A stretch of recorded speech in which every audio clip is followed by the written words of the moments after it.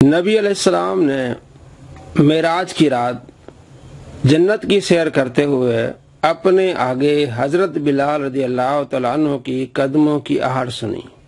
مسلم شریف میں حدیث ہے 6324 اور اس کا دوسرا نمبر ہے 2458۔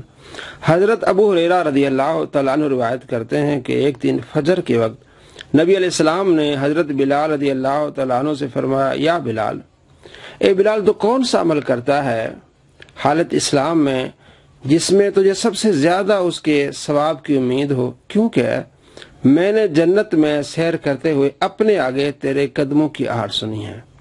حضرت بلال رضی اللہ تعالیٰ عنہ عاجزی سے عرض کرنے لگے، یا رسول اللہ صلی اللہ علیہ وسلم، میرے نزدیک تو ایسا کوئی حوصلہ افزا عمل نہیں ہے۔ ہاں، جب بھی میں وضو کرتا ہوں یا غسل کرتا ہوں تو اس کے بعد جتنا میرے نصیب میں ہو میں نفل پڑھ لیتا ہوں۔ حضرت بلال رضی اللہ تعالیٰ عنہ کی نماز ہے، نبی علیہ السلام سے محبت ہے، اور آپ صلی اللہ تعالیٰ علیہ وآلہ وسلم کے علم کی کیا ہی بات کہ اللہ نے آپ علیہ السلام جو علم عطا فرمایا، آپ جنت کی سیر کر رہے ہیں اور اس آہٹ کو پہچان رہے ہیں کہ یہ آہٹ میرے بلال کی ہے۔ جتنا اپنے محبوب سے محبت کریں گے آپ کے محبوب آپ کو پہچانیں گے۔ ہمیں بھی اللہ کریم حضرت بلال رضی اللہ تعالیٰ عنہ سے محبت نصیب فرمائے، اور اسی طرح حضرت بلال رضی اللہ تعالیٰ عنہ جس طرح نبی علیہ السلام کی تعلیمات پر عمل کرتے تھے ہمیں بھی عمل کی توفیق نصیب فرمائے۔